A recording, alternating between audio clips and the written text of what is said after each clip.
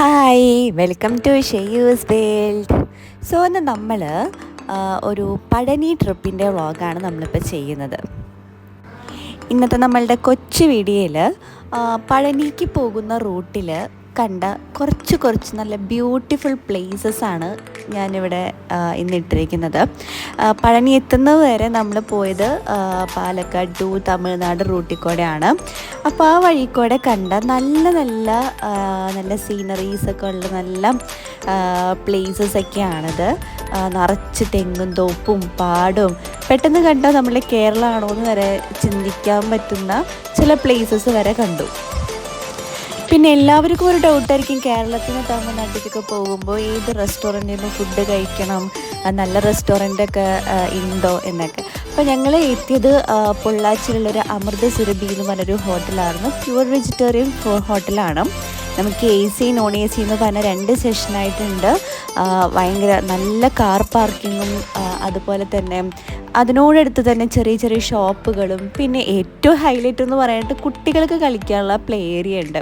അപ്പോൾ ഫുഡൊക്കെ കഴിച്ചിട്ട് അല്ലെങ്കിൽ ഫുഡ് വെയിറ്റിംഗ് സമയം വരെ നമുക്ക് കുട്ടികളെ അവളെ എൻ്റർടൈൻമെൻറ്റ് ചെയ്യിക്കാനുള്ള പ്ലേ ഏരിയ ഒക്കെ അവിടെ ഉണ്ട്. പിന്നെ നമ്മൾ ചൂസ് ചെയ്തത് എ സിയുടെ സെഷനാണ്.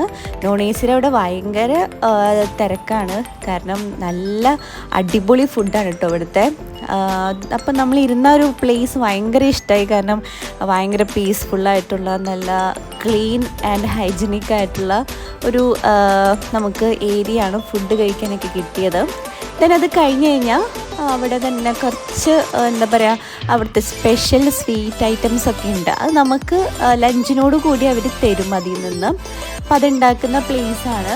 പിന്നെ നമുക്കവിടെ എന്താ കാറിൽ വെക്കുന്ന എയർ ഫ്രഷ്നർ, അങ്ങനെ തന്നെ കുറേ ചെറിയ ഐറ്റംസൊക്കെ നമുക്ക് അവിടെ നിന്ന് തന്നെ മേടിക്കാൻ കിട്ടും. പിന്നെ നമ്മൾ പോകുന്ന വഴി കണ്ട ഒരു ഹൈലൈറ്റഡ് ആയിട്ടുള്ളൊരു ടെമ്പിളാണ് കേട്ടോ. എനിക്ക് ഭയങ്കര ഇഷ്ടമായി, കാരണം പാറയുടെ പുറത്ത് ഇങ്ങനെ ഇരിക്കുന്ന നല്ല രസമുണ്ട് കാണാനായിട്ട്.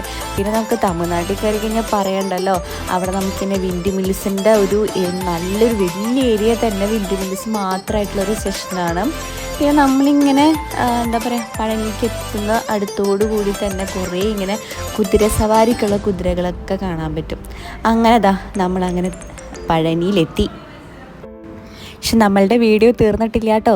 നെക്സ്റ്റ് വീഡിയോ നമ്മൾ നിന്ന് റിസോർട്ട്, അവിടുത്തെ എങ്ങനെയാണ് പഴനിയിൽ കയറിയത്, അങ്ങനെ കുറച്ച് കാര്യങ്ങളൊക്കെ ആയിട്ട് നമ്മൾ നെക്സ്റ്റ് വീഡിയോയിൽ വരുന്നതായിരിക്കും. സോ അതുവരെയ്ക്കും ബൈ.